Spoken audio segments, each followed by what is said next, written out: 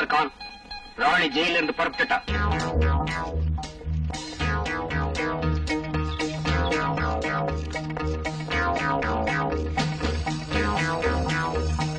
Madam, கொஞ்சம் அங்க பாருங்க.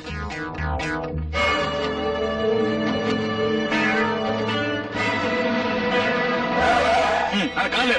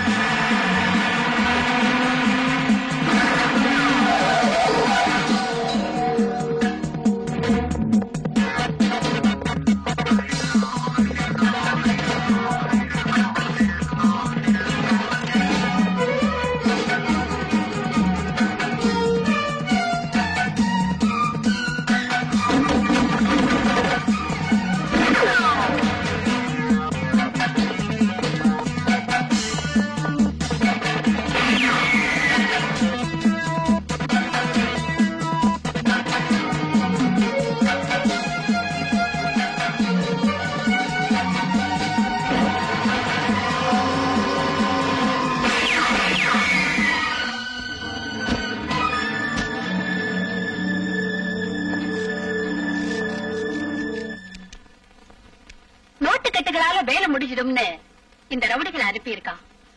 ஆனா இவங்க வாங்கின உரைக்கு இதை விட அதிக பணம் ஆஸ்பத்திரிக்கு கொடுக்கணும்னு அந்த இதயத்துக்கு தெரியல.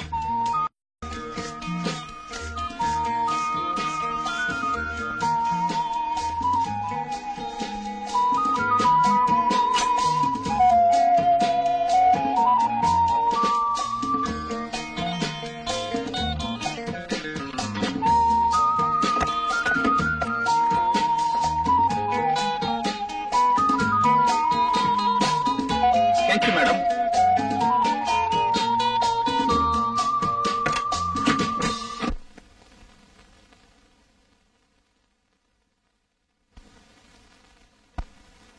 என்னங்க காஃபி? என்னங்க காஃபி டீ டிஃபன் சொல்லி நீங்க எனக்காக சிரமப்படுறது விட்டுடுங்கன்னு சொல்லிருக்கேன்ல. நீங்க சொல்லிருக்கீங்க, இருந்தாலும் பெண்ணுக்கு பெருமை தரக்கூடியது தாய்மை. அந்த ஸ்தானத்துக்குரியவளான உனக்கு கனகாபிஷேகம் செய்ய முடியாம போலாம். ஆனா நீ கஷ்டப்படாதபடி பார்க்கணும் இல்லையா? அண்ணா. ஓ ராணி, நீயா? வாமா வா. இவ ராணி என்ன அன்பு தங்க, ஆரோக்கிய தங்கன்னு சொல்லுவீங்களே, இவளை பத்தி தானே. நான் பாக்கலனாலும் இவர் மூலமா உன்னை பத்தி நிறைய தெரிஞ்சு வச்சிருக்கேன். இந்த குற்றவாளியை பத்தி தெரிஞ்சுக்கிறதுக்கு என்ன இருக்கண்ணே? என்னம்மா அப்படி சொல்ற?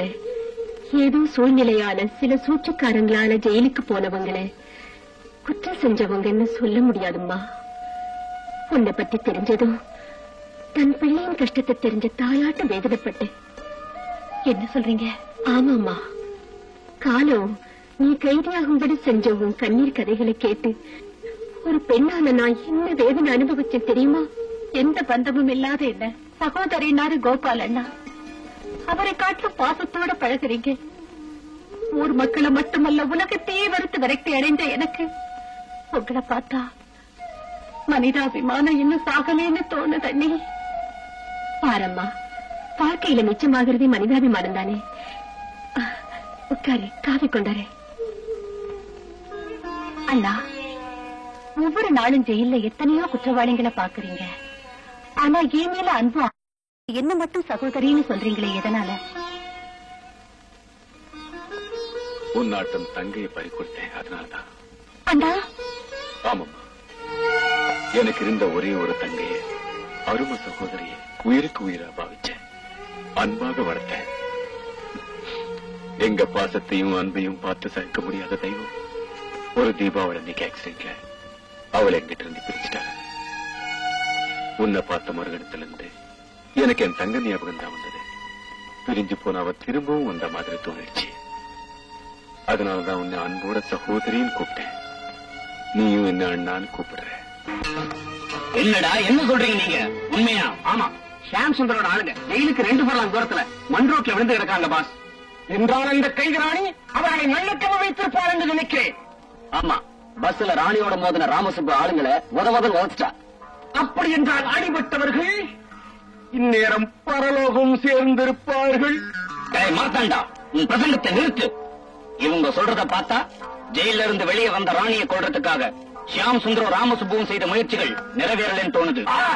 இந்த வார்த்தையை கேட்பதற்கு வெட்கமாக இருக்கிறது. பல்லவ நாட்டு பரம்பரையில் வந்த இந்த மார்த்தாண்டனுக்கு கட்டளையிடுங்கள். என் வீரவாளை இந்த உரையிலிருந்து உருவி சொருகி மூடா. டேய் மார்த்தாண்டா, உன் கத்தியை பத்தி பேசாத. பேசின இந்த கத்தியை தூக்கி வெளியில போட்டுக்கிறேன். என் வீரவாளை கேவலப்படுத்துகிறீர்களா? இந்த வீரவாளை எமது முன்னோர்களான பல்லவ நாட்டு மன்னர்கள் பயன்படுத்திய வீர சூர. மாத்தாண்டா, கூர்முழங்கிய கத்திய வச்சுக்கிட்டு ஆடுறியா? ஞாபகம் வச்சுக்க, பழிவாங்க நினைக்கிற அந்த கைதி ராணியை எப்படி வீழ்த்தணும்னு இந்த ராஜேஷுக்கு நல்லா தெரியும். டேய் ஜானி, அந்த கைதி ராணி எங்க இருக்கா, என்ன செய்யறான்னு தெரிஞ்சுக்க. காலையில ப்ரோக்ராம் தெரியாது, சாயந்தரமா ப்ளூ மூன் கிளப்ல டான்ஸ் ப்ரோக்ராம் வச்சிருக்காங்க பாஸ். நடக்க போற டான்ஸ் ப்ரோக்ராமுக்கு பெரிய மனுஷங்களாட்டம் நீங்க அங்க போங்க. சமயம் பார்த்து காத்திருந்து பிஸ்டலை வச்சு அவளை தீர்த்து கட்டிடுங்க.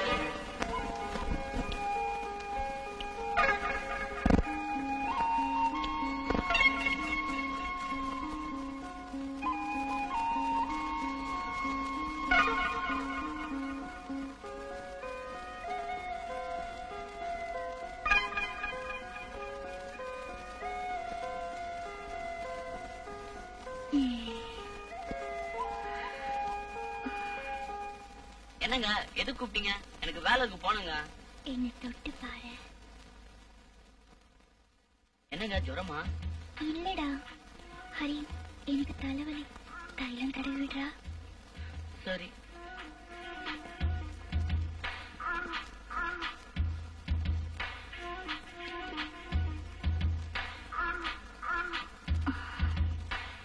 ஹரி, உட்காரு.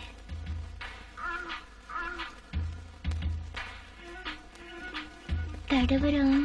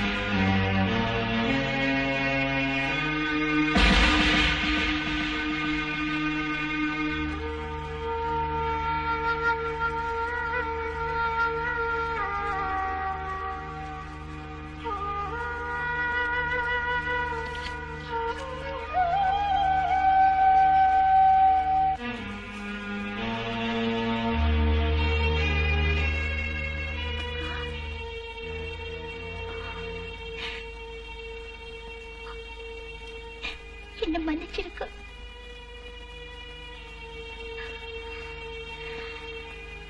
தப்பு உண்மையில இல்லையே, என் மேலதான்.